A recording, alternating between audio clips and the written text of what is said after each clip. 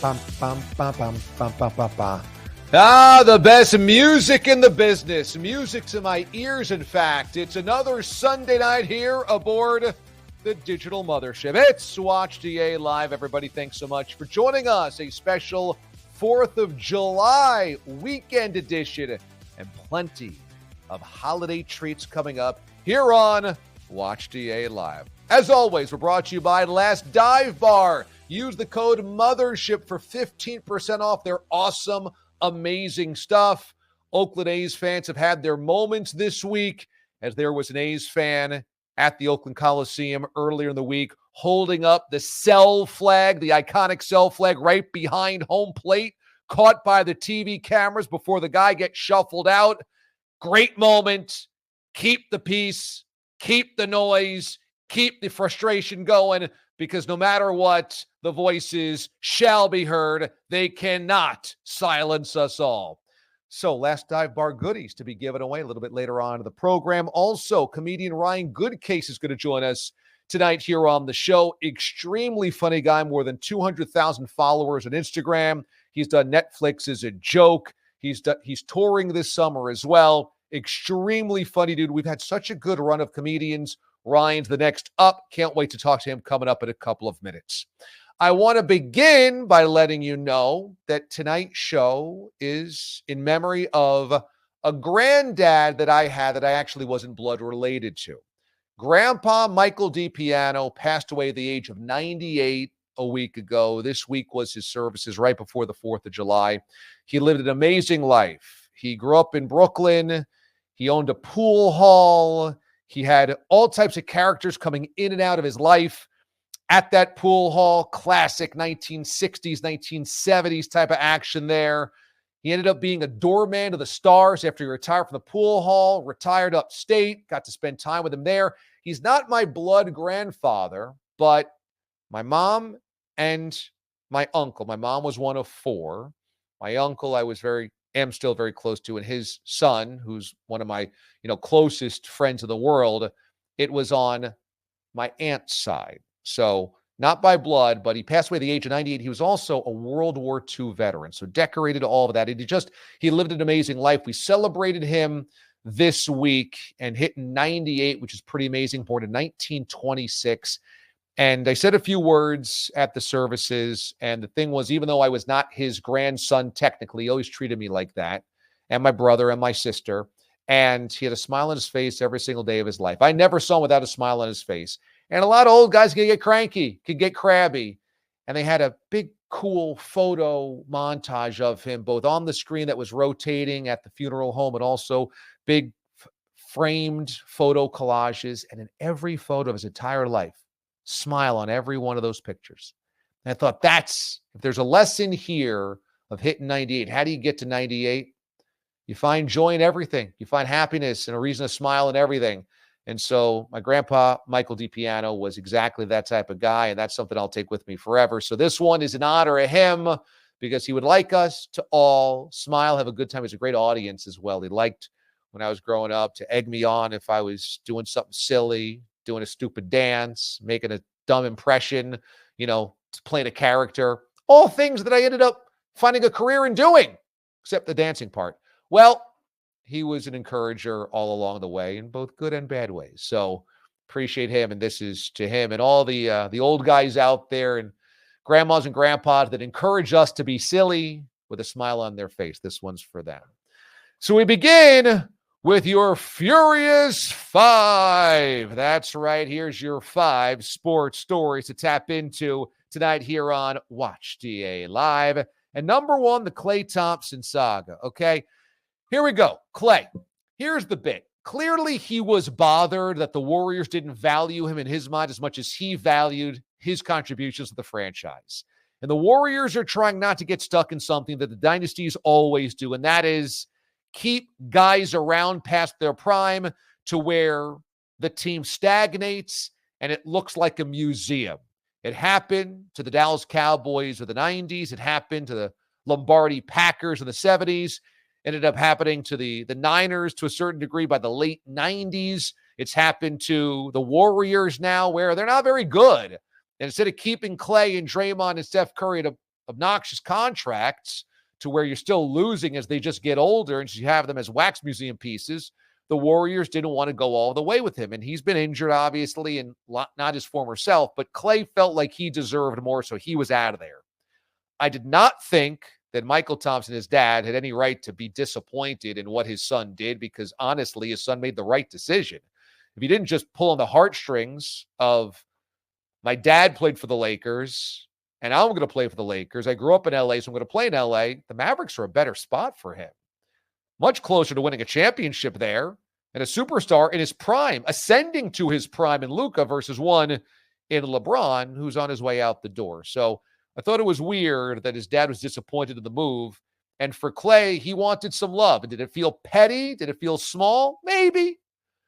But, for Klay, he's looking at this going, man, I was a contributor to a dynasty, to 4 championships in a handful of years, and I want to see the love now on the back end. The Warriors have a business to run, but I got to tell you this. There is no future Warriors great team here, not with Steph and Draymond, because they just don't have the goods anymore. And so this was the breakup, and it felt a lot like that Cowboys team of the 90s, where by the mid-90s, all the free agents started to leave.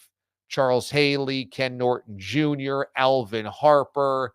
They just kept losing pieces. And by the time we get to the mid-90s, it's not the same. The Warriors will never be the same.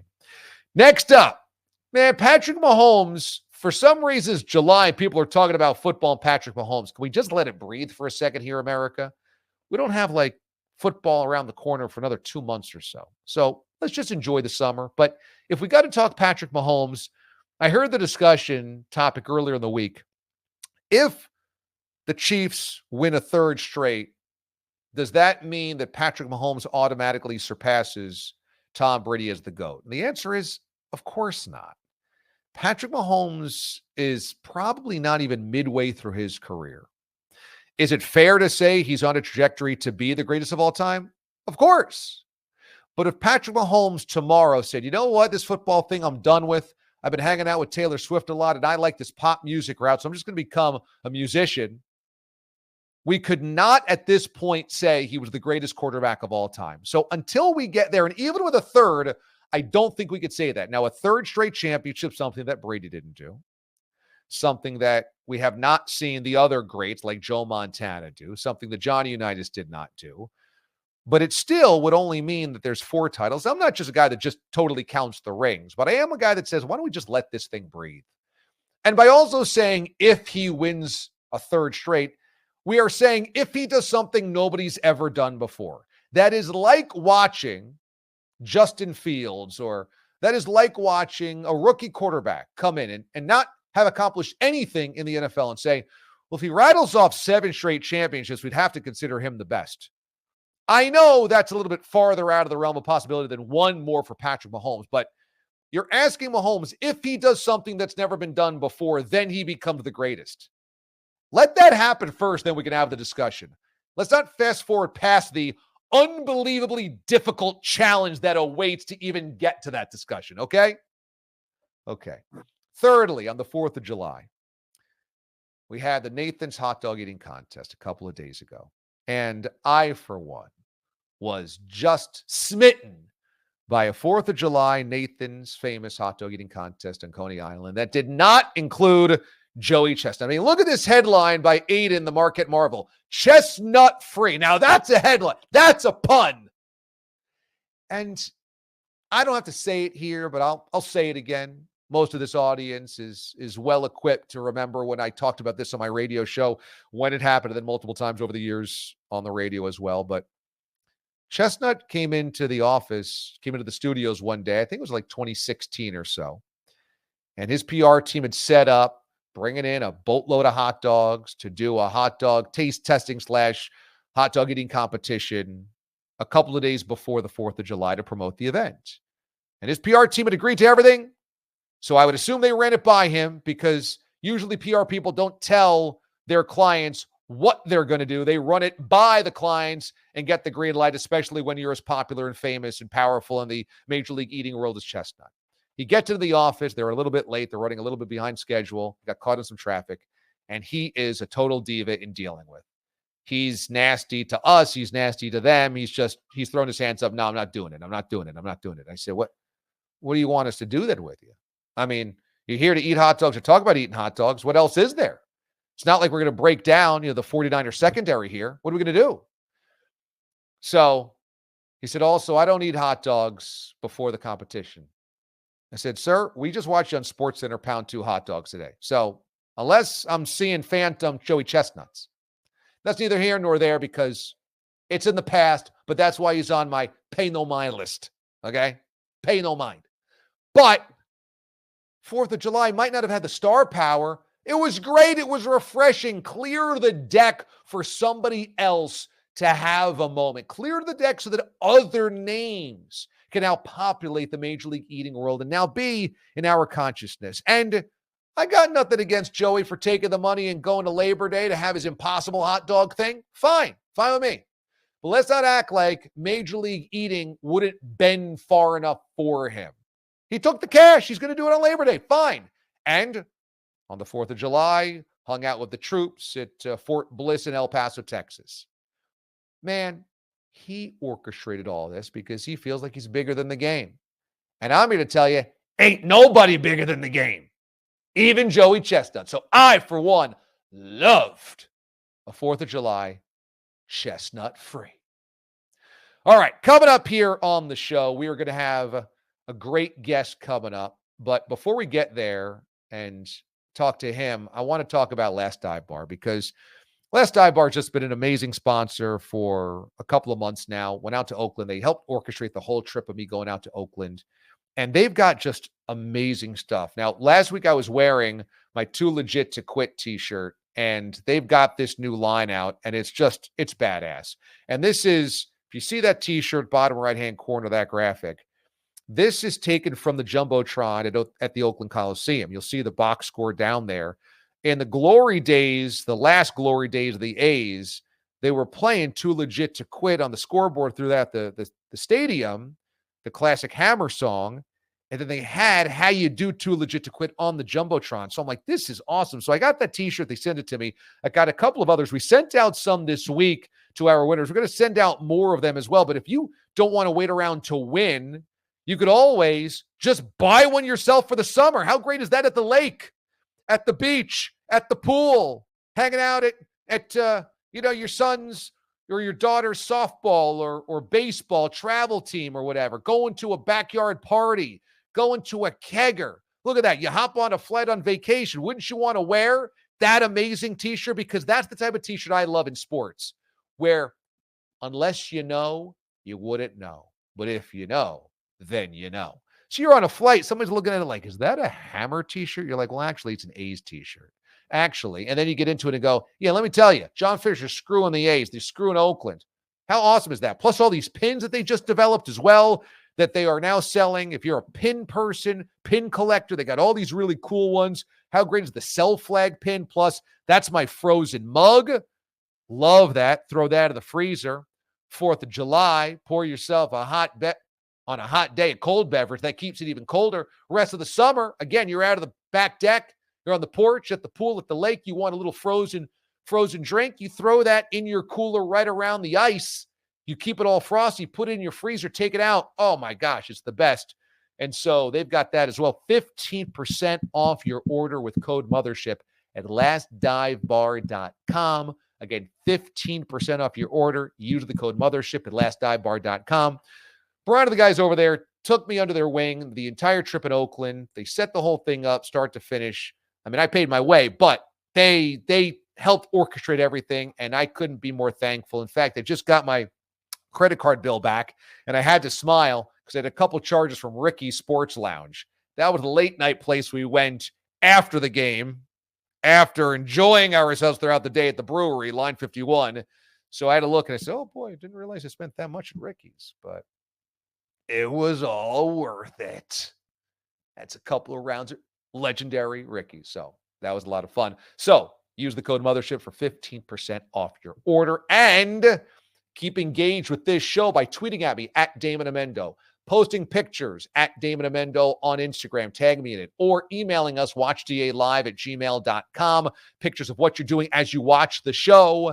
we'll give away more Last Dive Bar swag as we continue this show and then into next week as well. All right, it is time now for our first guest and only guest on the night. I love this guy. He is super funny. He has a Netflix is a joke stand-up special. Very, very funny. He's also touring throughout the summer as well. And, you'll easily find him on social media because he's blowing up, especially on Instagram. As I mentioned, more than 200,000 followers on Instagram.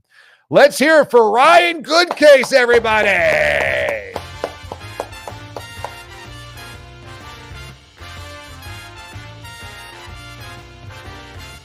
All right, super funny guy. He's all over TikTok, Instagram, and you may remember him from a series of online commercials from Bed Bath & Beyond, a slightly apathetic employee. But, very funny. Netflix is a joke radio. Also, the tour starting in August throughout the fall, and it's just a super, super funny guy that we have here on the show. Joining us is Ryan Goodcase. Ryan, how you doing, man?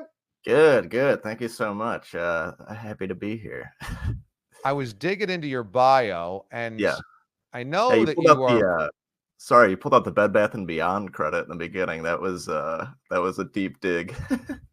Well, I was doing some research, and I was trying to figure out exactly where you were born, and it just says humble boy from the Midwest. And I'm like, I got to get more specific than that, and I could not figure this thing out. So I'm going to ask you where specifically in the Midwest, because I think you're seeing yourself right there in a photo with a Mighty Ducks hat. So I'm wondering if it's hockey country that you grew up in.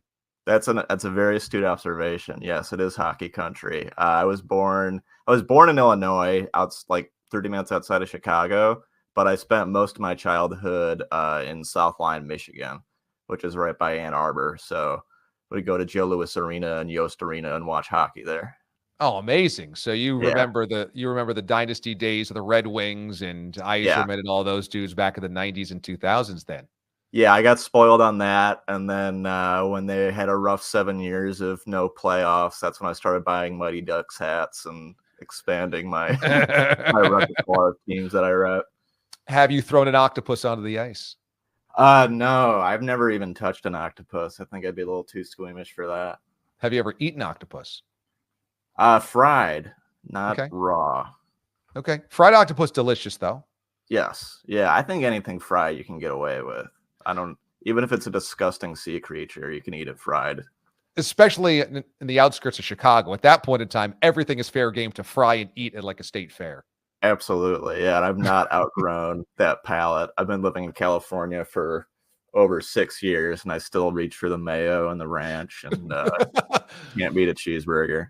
While everybody's reaching for their smoothies and their kale and their acai bowls, you're the one looking for the mayo, extra mayo on my Chicago dog.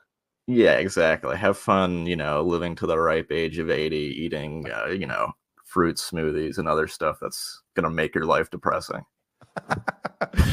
Yeah, I love the deadpan delivery that you have, and it does feel very upper Midwest. Other guys might be a little bit more vivacious or in your face or loud, but for you, I think so much of your humor is your delivery. Have you always approached stand-up in that kind of deadpan way?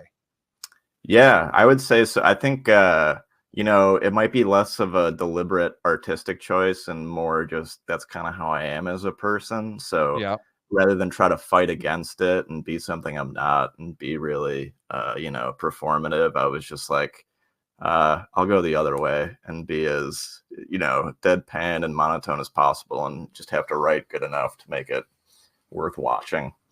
This week, when we were getting ready to have you here on the show and reaching out to you, et cetera, both Aiden and I were watching the clip of the 60-second timing, your perfect timing on a joke.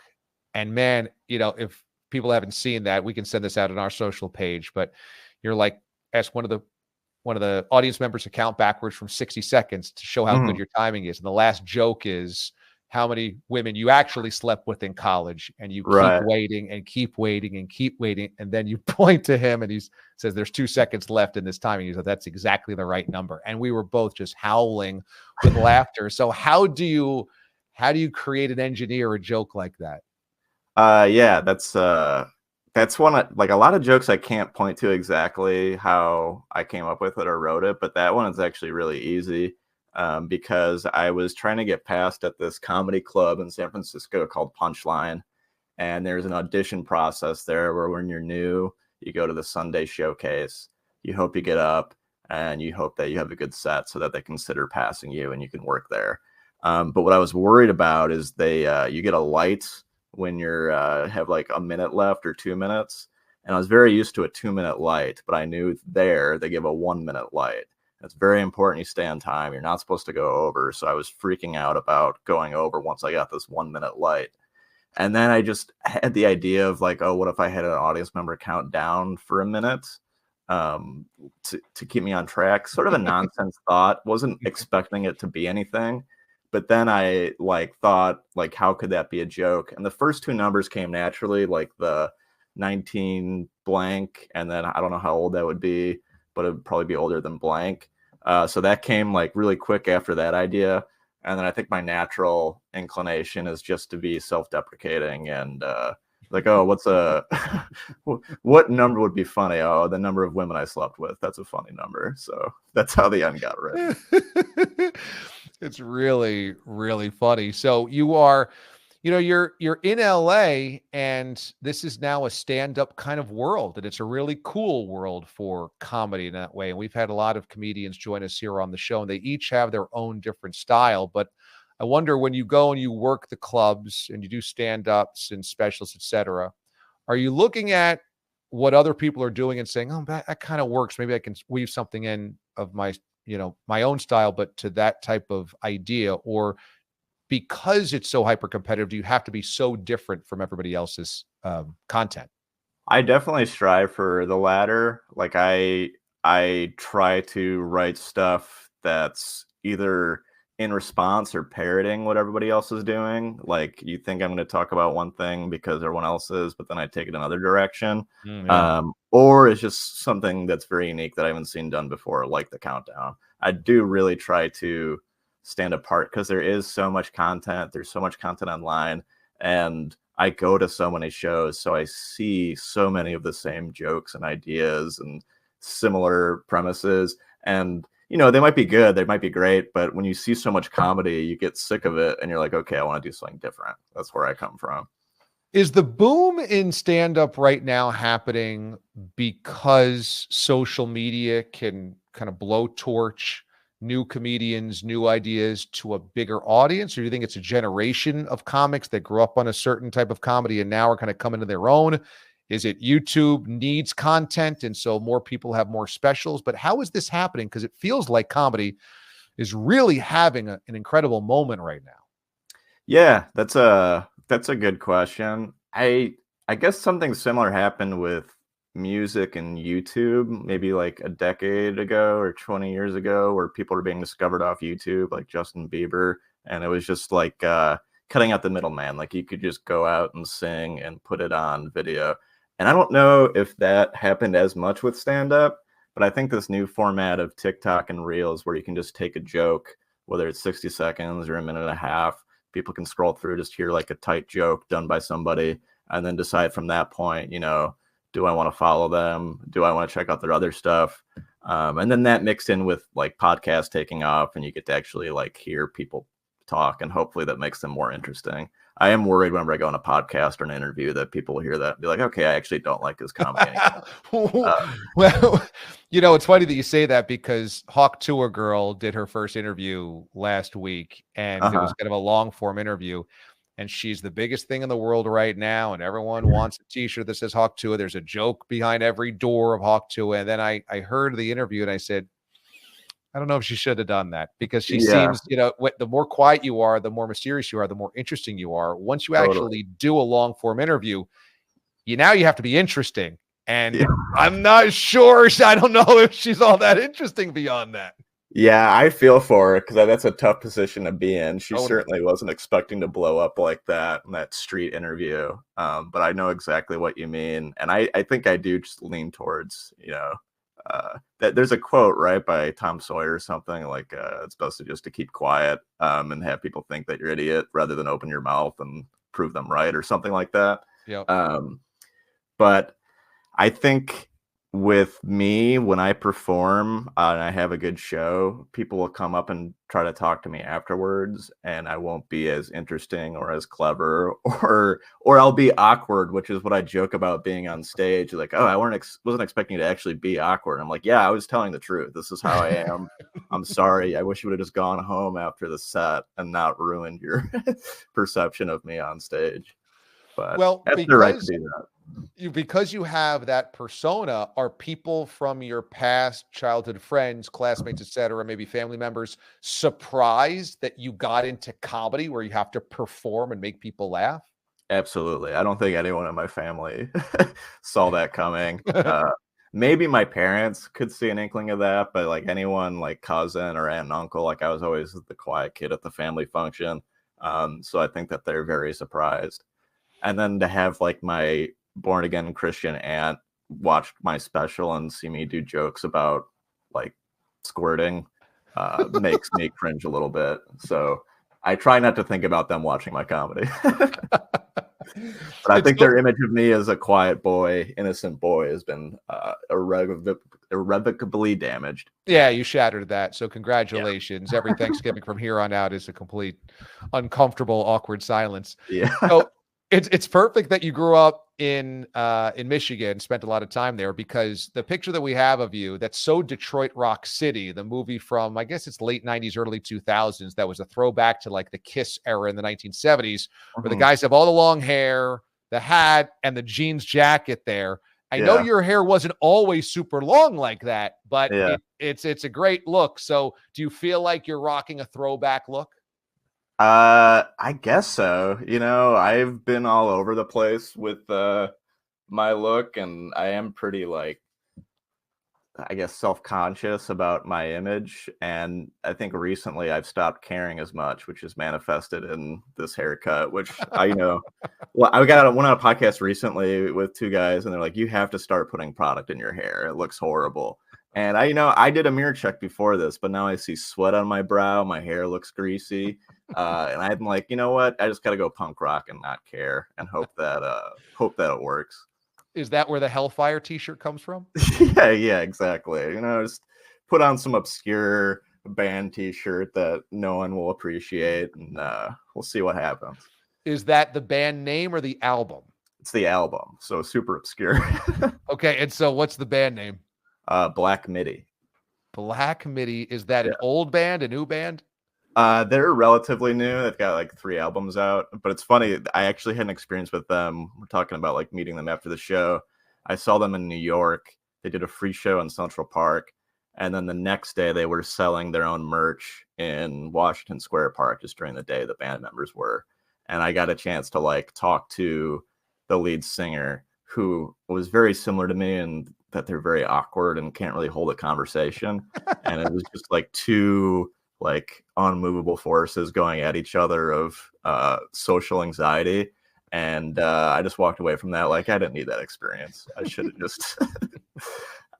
just kept it as a band that I've never talked to the people before. But so how do you figure being awkward around people and yet being comfortable on stage talking to a room full of people? Yeah, people ask that a lot. To me, it makes a lot of sense, because what's scary about a conversation is not knowing where it's going to go or not knowing what you're going to say. But with stand-up, at least when I first started, I can plan everything, months in advance, and then I can tweak it. Like if something goes wrong, I can fix it for the next time.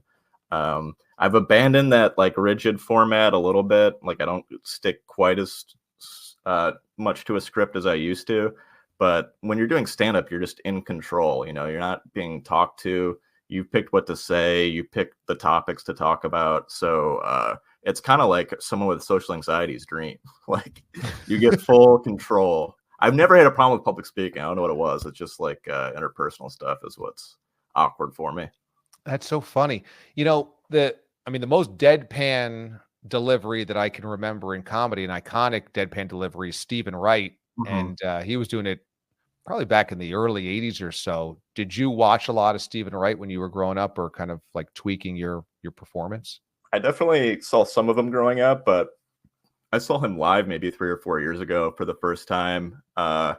And I remember like he'll just come out, to big applause, everyone going crazy. He just goes up to the mic and just goes, "Hey," and that gets a giant laugh. Yeah, like, I know. Yeah. First word, no expression, huge laugh. And like that's a memorable moment for me. I'm like, okay, there's definitely some skill and artistry to the deadpan thing.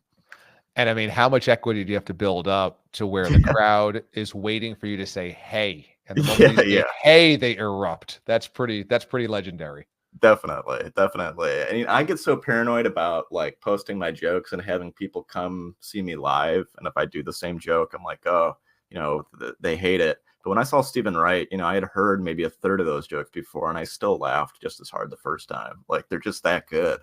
It's why a lot of comedians only do crowd work now in their social media, is that they're going to pick on something in the crowd. That way they can post it on social media and they don't have to waste their content on an audience that hasn't seen them live yet. But I don't know. I kind of feel like you. I think I'd rather see comedians do their best stuff on social media, hook me in. And if I see that again in the act, that's okay. Because if I thought it was really good on social, I kind of would want to see it again live.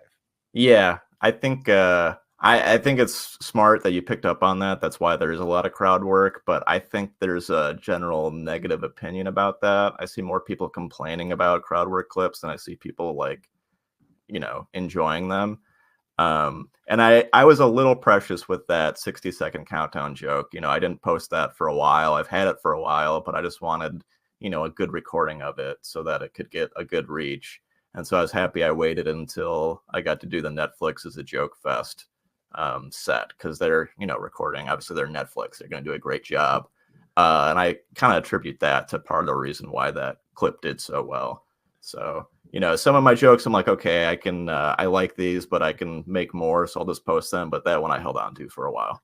And also crowd work, you could be a really funny comic and not do crowd work that well. And so sometimes you see crowd work and it's like a C effort, because crowd work's really hard. You're trying to riff on something that may or may not have just happened and tied into something. And that really doesn't necessarily speak to how good your written performance would be. So it seems like it could be also kind of a little undercutting of your own stuff if your crowd work isn't as good as your stage work. Definitely. And also crowd work, I think, just in general is 100 times better in person. Like when you're in the room and you can see the person that they're talking about, like you feel like you're part of something and that it's something special. But when you're just watching on your phone, you lose a lot of that, I think. No doubt. You have the tour coming up here starting in August, and that's going to run August, September, November. First shows are in the Pacific Northwest, Portland, August 21st, Seattle, August 22nd, then through California, mid-September. So what are you looking forward to most with the tour coming up later this summer?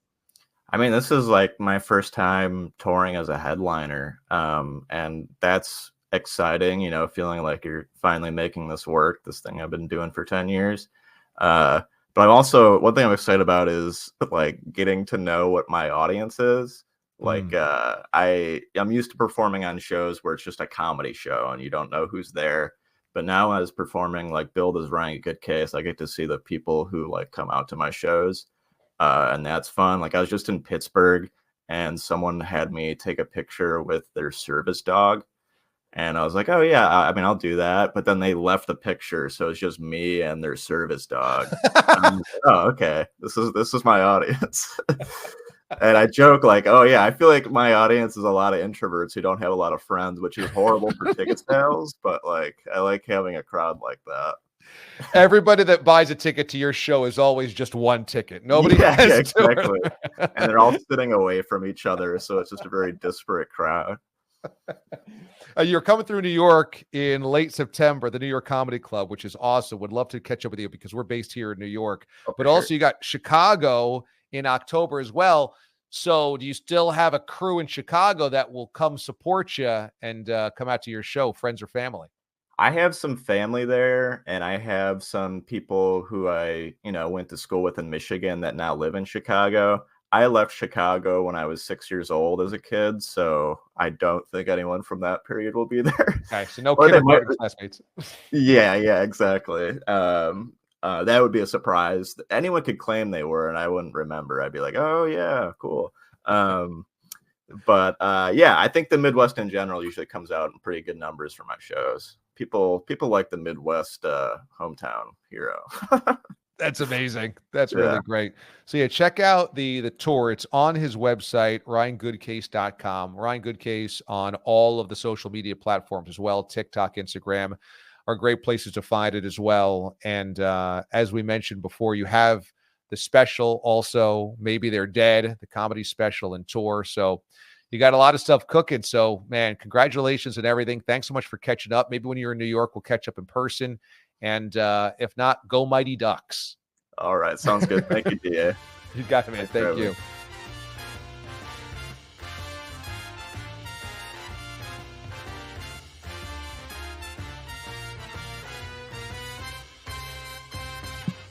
All right, that was excellent with Mr. Goodcase there. Really funny stuff. And now time for the rest of the Furious Five. And number 4, the Furious Five after 4th of July. Are fireworks still cool? A crucial question to ask is the rest of the summer, potentially you'll be firing off fireworks or see fireworks displays at ball games, at parks, at bazaars and carnivals and fireman fairs and things like this. And the answer is only if professionals do it. I'm sick and tired of homemade fireworks stuff. Okay, first of all, pets go nuts. And all right, you put your pet in the basement, you put your pet under the bed, you close the door, you put on music. But think about how terrifying this is for dogs and cats to have massive booms going on around the house, above the house. They're freaking out. They don't know what's going on. That's the first thing.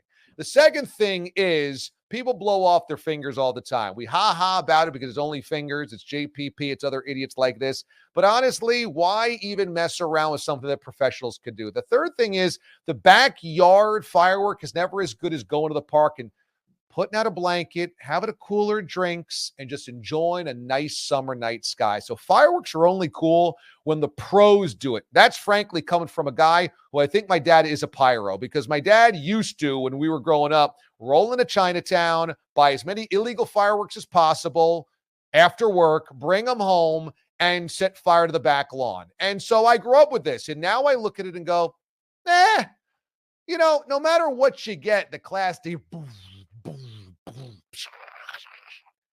I'm like, I'd rather go down to the park and watch them. I'd rather go to the stadium and watch them. I'd rather, even on TV. So fireworks are cool when there's no threat of death or blowing off limbs or making the dog poop in the middle of the carpet. That's when fireworks are still cool.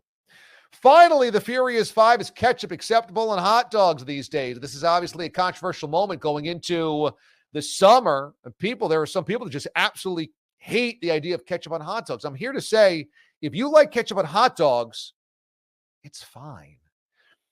Growing up, I always had ketchup and mustard on a hot dog. And sometimes, yes, I'm 8 years old. It might just be ketchup. All right, sue me. There's sugar in ketchup. I'm 8 years old. I like that on my hot dog. What's the worst that can happen?